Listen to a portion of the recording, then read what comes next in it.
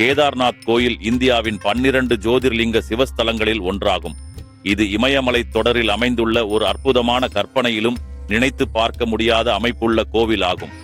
இந்து புராணங்களின்படி சிவபெருமான் தனது இருப்பிடத்தை நிறுவவும் தனது தெய்வீக பிரசன்னத்துடன் பக்தர்களை ஆசீர்வதிக்கவும் இந்த தலத்தை தேர்ந்தெடுத்ததாக பக்தர்கள் நம்புகிறார்கள். இந்த வீடியோவின் இறுதியில் கேதார்நாத் சிவனின் முக்கிய அம்சம் சொல்லப்பட்டிருக்கிறது. முழுமையாக அமைதியான மனநிலையில் கேட்கும் போது சிவனை நீங்கள் உணர்வீர்கள். கேதார்நாத் உத்தராகண்ட் மாநிலத்தில் உள்ள ருத்ரபிரயாக் மாவட்டத்தில் மந்தாகினி ஆற்றங்கரைக்கு அருகில் உள்ள கார்வால் சிவாலிக் மலைத்தொடரில் அமைந்துள்ளது.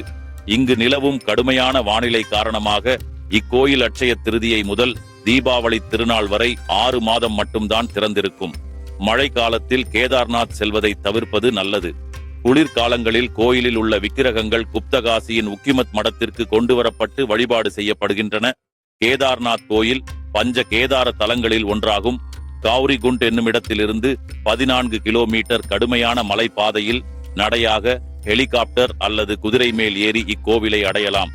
இங்கு பாண்டவர்கள் சிவபெருமானை தரிசித்து அவர்களே இக்கோயிலை கட்டியதாகவும் கருதப்படுகிறது. இக்கோயில் ஆதி சங்கரர் 8ஆம் நூற்றாண்டில் இங்கு வந்தபோது கட்டப்பட்டதாக அறியப்படுகிறது. கோவில் பனிபடர்ந்த மலைகளும் பனி ஆறுகளும் சூழ்ந்த பீடபூமி மீது அமைந்துள்ளது. இது ஒரு கவர்ச்சியான கற்கோவிலாகும். கோவிலின் சுவர்கள் 12 அடி தடிமன் கொண்டவையாகவும் வலுவான கற்களை கொண்டும் கட்டப்பட்டுள்ளன. இந்த கோவிலில் கர்ப்பகிரகமும் ஒரு மண்டபமும் உள்ளன. இது தவிர உமாதேவி, விநாயகர், நந்தி போன்ற பிற சிலைகளும் வளாகத்திற்குள் உள்ளன. இந்த சிலைகள் அந்த இடத்தின் ஆன்மீக சூழலை மேலும் மேலும் தெய்வீகமாக ஆக்குகின்றன. இங்குள்ள பைரோநாத் பைரவராக கேதார்நாத்தின் பாதுகாவலர் தெய்வமாக அறியப்படுகிறார்.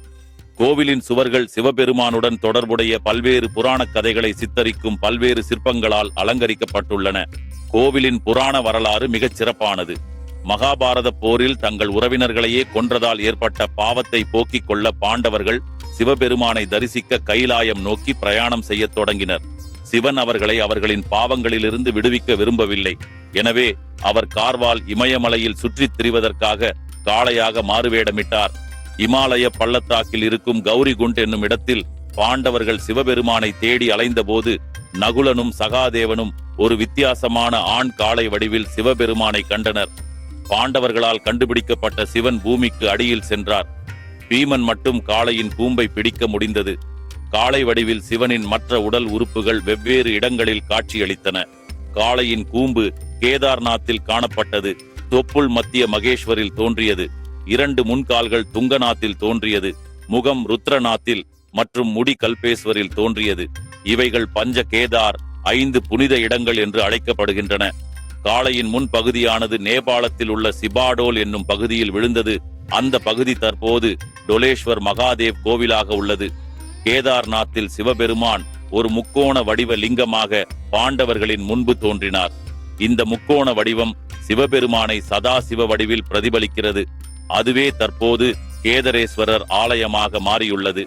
பீமன் தவறை உணர்ந்து மிகுந்த வருத்தத்திற்கு உள்ளாகி சிவனிடம் மன்னிப்பு கேட்டார்.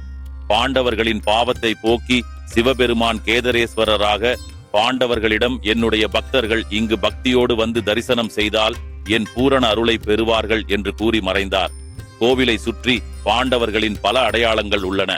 பாண்டுகேஸ்வர் என்னும் இடத்தில் ராஜா பாண்டு உயிர் நீத்தார். இங்கிருக்கும் பழங்குடியினர் பாண்டவ நிருத்தியம் என்ற நடனத்தை ஆடுகின்றனர். பாண்டவர்கள் சுவர்க்கத்திற்கு சென்ற இடமான சுவர்க்கரோகிணி என்ற மலையுச்சி பத்ரிநாத்திற்கு சற்று தொலைவில் உள்ளது. பீமன் காட்டெருமை உருவத்தில் இருந்த சிவபெருமானோடு சண்டையிட்ட போது சண்டையின் முடிவில் காட்சியளித்த சிவபெருமானுக்கு பீமன் நெய்யால் அபிஷேகம் செய்தான். அதன் நினைவாக இன்றும் கேதார்நாத்தில் இருக்கும் ஜோதிர்லிங்கத்திற்கு நெய்யால் அபிஷேகம் செய்யப்படுகிறது. நீரும் வில்வமும் வழிபாட்டிற்கு பயன்படுத்தப்படுகின்றன. நர மற்றும் நாராயண முனிவர்கள் கேதார்நாத்தில் பல வருடங்கள் தியானம் செய்ததாக நம்பப்படுகிறது. மேலும் சிவபெருமான் அவர்களின் பக்தியால் மிகவும் மகிழ்ந்து அவர்களுக்கு கோவிலில் நிரந்தர வசிப்பிடத்தை வழங்கினார். கேதார்நாத் கோவிலில் உள்ள சிவபெருமானின் சின்னமான லிங்கம் பூமி, காற்று, நீர் மற்றும் நெருப்பு ஆகிய கூறுகளால் இயற்கையாகவே உருவானதாக கூறப்படுகிறது. ஆதிசங்கரர் இந்த கேதார்நாத்தில் தான் மகா சமாதி அடைந்தார் என்றும் கூறப்படுகிறது. கோவில் வளாகத்தின் பின்னால் அவருடைய சமாதிக்கு ஒரு சன்னதியும் உள்ளது. கேதார்நாத் கோவில் பல இயற்கை சீற்றங்களை கண்டுள்ளது. ஆனாலும் இந்த கோவிலை சிறு துரும்பும் அந்த சீற்றங்களால் அசைக்க முடியவில்லை. பெரும் வெள்ளத்தால் அந்த பகுதியே சிதைந்தாலும் கோவில் தன் கம்பீரத்தை கைவிடாமல் நிலைத்திருக்கிறது. புவியியல் ஆய்வாளர்கள் மற்றும் கட்டிட கலைஞர்களுக்கே கூட ஆச்சரியமான விஷயமாக இருந்தது. மேலும் ஒரு ஆச்சரியமாக அந்த முழு பேரழிவின் மைய புள்ளியும் கோவிலுக்கு சற்று மேலே சில மீட்டர் தொலைவிலேயே இருந்தது. ஆனாலும் இந்த வெள்ளத்தையும் நிலச்சரிவையும் கோவில் சுவரின் பின்புறத்தில் இருந்த பெருங்கற்பாறையானது தடுத்து இந்த கோவிலை பாதுகாத்ததாக கூறப்படுகிறது. கனமழை மற்றும் மேக வெடிப்புகளால் சோராபரி பனிப்பாறை உருகி உத்தரகண்டில் பேரழிவு தரும் வெள்ளம் மற்றும் நிலச்சரிவுகளை ஏற்படுத்தியது. மந்தாகினி நதி அதன் எல்லையை தாண்டி பெருக்கெடுத்து ஓடி முழு கிராமங்களையும் பாலங்களையும் சாலைகளையும் துடைத்தெறிந்தது. பல சேதாரங்களையும் உயிர் பலியையும் ஏற்படுத்தியது. 1000 ஆண்டுகளுக்கும் மேலாக நிலைத்து நிற்கும் பழங்கால கேதார்நாத் கோவில் நீர், பாறைகள் மற்றும் குப்பைகளால் சூழப்பட்டிருந்தது. பள்ளத்தாக்கில் வெள்ளம் பெருக்கெடுத்து வந்ததால் கோவில் எந்த நொடியிலும் வெள்ளத்தினால் பாதிப்பு ஏற்படும் என்ற சூழ்நிலையில் ஒரு அதிசயம் நடந்தது. எங்கிருந்தோ வந்த கோவிலை விட அகலமான உயரமான பெரும் பாறை பீம்ஷிலா என்னும் மிகப்பெரிய பாறை கேதார்நாத் கோவிலுக்கு நேராக 10 அடியில் பின்னால் தங்கியது. இந்த பெரிய பாறை ஒரு இயற்கை தடையாக செயல்பட்டு பீரிட்டு பெருக்கெடுக்கும் நீரையும் குப்பைகளையும் கோவிலில் இருந்து விலக்கி வைத்தது. சுற்றியுள்ள கட்டமைப்புகள் அழிக்கப்பட்டாலும் கோவில் தீண்டப்படாமல் இருந்தது. கோவிலில் இருந்தவர்கள் அனைவரும் உயிர் பிழைத்தனர். அழிவின் மத்தியில் கோவில் அப்படியே நின்றது. உலகையே பிரமிக்க வைத்த ஒரு அதிசயம். இந்த உயிர் பிழைப்பு கதைக்கு பின்னால் பீம்ஷீலா இருந்தது பேரழிவின் போது எங்கிருந்தோ தோன்றிய ஒரு பெரிய பாறை. இந்த பிரம்மாண்டமான பாறையின் திடீர் தோற்றம் மற்றும் பாதுகாப்பு பாத்திரம் அதை ஒரு தெய்வீக ஆற்றலாக போற்ற வழிவகுத்தது.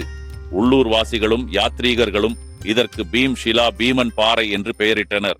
புவியியல் பார்வையில் வெள்ளத்தால் ஏற்பட்ட நிலச்சரிவுகளின் போது பீம்ஷிலா சுற்றியுள்ள மலைகளிலிருந்து இடம்பெயர்ந்திருக்கலாம். அதன் மிகப்பெரிய அளவு மற்றும் எடை அதை இடத்தில் நிலைப்படுத்தி இருக்கலாம். இதனால் வெள்ள நீரை திறம்பட திசை திருப்ப முடிந்தது. அறிவியல் ஒரு நம்பத்தகுந்த விளக்கத்தை அளித்தாலும் பாறையின் இடத்தின் நேரமும் துல்லியமும் பக்தர்களால் இது சிவனின் அற்புதமாக கருதப்படுகின்றன. கேதார்நாத்துக்கு வருகை தரும் யாத்ரீகர்களுக்கு பீம்ஷிலா ஒரு மரியாதைக்குரிய சின்னமாக மாறியுள்ளது. பல பார்வையாளர்கள் இப்போது பாறைக்கு மரியாதை செலுத்துவதை வழக்கமாக கொண்டுள்ளனர். இது தெய்வீக தலையீட்டின் உறுதியான நினைவூட்டலாக கருதுகின்றனர். இது கேதார்நாத் கோயிலின் மீள்தன்மைக்கும் அதன் பக்தர்களின் நம்பிக்கைக்கும் ஒரு சான்றாக நிற்கிறது. பீம்ஷீலாவின் கதை வெறும் உயிர் வாழ்வை பற்றியது மட்டுமல்ல, அது நம்பிக்கை மற்றும் இயற்கையின் மர்மமான வழிகளின் கதை. புராணங்களின் கண்ணாடி வழியாகவோ அல்லது அறிவியலின் கண்ணாடி வழியாகவோ பார்த்தாலும் அந்த பாறை ஆன்மீகத்திற்கும் இயற்கையின் சக்திகளுக்கும் இடையிலான தொடர்பை நமக்கு நினைவூட்டுகிறது. கேதார்நாத் கோவிலுக்கு பின்னால் நிமிர்ந்து நிற்கும் பீம்ஷிலா பிரமிப்பு, பணிவு மற்றும் ஆழ்ந்த அதிசய உணர்வை தொடர்ந்து தூண்டுகிறது. இது நம்பிக்கையின் பாதுகாவலராகவும் மீள்தன்மையின் சின்னமாகவும் மனித குலத்தின் நீடித்த உணர்வின் சின்னமாகவும் உள்ளது. பீம்ஷிலா வெறும் ஒரு பாறை மட்டுமல்ல, அது லட்சக்கணக்கான மக்களின் இதயங்களில் பதிந்த நேரில் பிரமிப்புடன் காணக்கூடியது. ஏற்கனவே புனிதமான கேதார்நாத் தளத்திற்கு மற்றொரு புனித அடுக்கை சேர்க்கிறது. இது ஒரு புனித யாத்திரையை மட்டுமல்ல, நம்பிக்கை மற்றும் அற்புதங்களுக்கான சான்றாகவும் விரும்புவோர் கண்டிப்பாக பார்க்க வேண்டிய இடமாக அமைகிறது. கடந்த 10 நூற்றாண்டுகளுக்கும் மேலாக மோசமான பாதிப்புகளை தாங்கிக் கொண்டு இயல்பாக இருக்கும் இந்த கோவிலானது மேலும் பல நூற்றாண்டுகள் நிலைத்து நிற்கும் திறனை கொண்டது என்று கட்டிட வல்லுநர்களால் கூறப்படுகிறது. கேதார்நாத் யாத்திரை ஒரு சவாலான மற்றும் ஆன்மீக அனுபவமாகும். கேதார்நாத் யாத்திரை மனதினுள் ஆழமாக சென்று சுய கண்டுபிடிப்பு செய்ய ஒரு வாய்ப்பாக அமைகிறது. கேதார்நாத்தின் ஆன்மீகம் பிரமிக்க வைக்கும் இயற்கை அழகுடன் இணைந்தது. கேதார்நாத் கோவில் ஒரு மத தளம் மட்டுமல்ல, இந்திய வரலாறு மற்றும் கலாச்சாரத்தின் குறிப்பிடத்தக்க பகுதியாகும். கடும் குளிர், பனி, மழை, மலைச்சரிவு, கடுமையான குறுகலான பாதை போன்ற கடும் சவால்களை எதிர்கொண்டு கேதார்நாத்க்கு பயணிக்கும் பக்தர்கள் அதன் புனித தன்மை மற்றும் ஆன்மீக ஈர்ப்பாலும் மட்டுமே. கேதார்நாத் தாம் ஒரு வழிபாட்டு தலமாக மட்டுமல்லாமல் பல்வேறு கலாச்சார மரபுகள் மற்றும் ஆன்மீக நடைமுறைகளின் கலவையாகும். இந்தியாவின் பல்வேறு பகுதிகளிலிருந்தும் வெளிநாட்டிலிருந்தும் பக்தர்கள் இங்கு குவிந்து சாதி, மதம் மற்றும் தேசியம் ஆகியவற்றின் தடைகளை தாண்டி சிவபெருமானை தரிசிக்க பக்தியுடன் வருகிறார்கள். கோவில் வளாகம் வேத கீர்த்தனைகள், கோவில் மணிகளின் ஒலி மற்றும் தூப வாசனையுடன் எதிரொலிக்கிறது. இது ஒரு அமைதியான மற்றும் ஆழ்ந்த ஆறுதல் அளிக்கும் சூழ்நிலையை உருவாக்குகிறது. கேதார்நாத் யாத்திரை என்பது வெறும் உடல் பயணம் அல்ல, இது சுய கண்டுபிடிப்பு மற்றும் ஆன்மீக விழிப்புணர்வுக்கான உள்நோக்கிய பயணம். பல பக்தர்கள் கேதார்நாத் தாமுக்கு வருகை தங்களுக்கு ஆன்மீக சுத்திகரிப்பு மற்றும் கடந்த கால பாவங்களிலிருந்து விடுபடுவதை வழங்குவதாக நம்புகிறார்கள். கேதார்நாத் பயணம் என்பது வெறும் பௌதிக யாத்திரை மட்டுமல்ல, அதை மேற்கொள்ளும் அனைவரின் இதயங்களிலும் மனதிலும் அழியாத தாக்கத்தை ஏற்படுத்தும் ஆழமான ஆன்மீக அனுபவமாகும். ஒரு ஆழ்ந்த மரியாதை மற்றும் பணிவு உணர்வை உணராமல் இருக்க முடியாது. கேதார்நாத் தாம் அதன் காலத்தால் அழியாத வசீகரம் மற்றும் ஆன்மீக காந்தத்தன்மையுடன் நம்பிக்கையின் நீடித்த சக்தி மற்றும் சிவபெருமானின் எல்லையற்ற கருணை ஆகியவற்றின் சான்றாக உள்ளது. இது ஞானம் மற்றும் தெய்வீக ஒற்றுமையின் மாய பயணத்தில் பங்கேற்க பக்தர்களை அழைக்கிறது. இந்த வீடியோவின் மூலம் கேதார்நாத் கோயிலை பற்றிய சில சுவாரஸ்யமான தகவல்களை உங்களுக்கு வழங்க முடிந்தது என்று நம்புகிறேன். இந்த புனித தலத்தை தங்கள் வாழ்நாளில் ஒரு முறையாவது சென்று அதன் இணையற்ற அழகையும் ஆன்மீகத்தையும் நேரில் அனுபவிக்க சிவபெருமான் அனைவரையும் அழைக்க வேண்டுகிறேன். ஓம் நமச்சிவாயம். இந்த வீடியோ பற்றிய உங்கள் கருத்துக்களையும் மேலும் இந்த புனித ஸ்தலத்தின் விடுபட்ட தகவல்கள் இருந்தாலும் கமெண்ட் பாக்ஸில் அனைவரும் அறிந்திட பதிவிடவும். ஆன்மீக புரிதலில் ஹலோ சந்திரன்.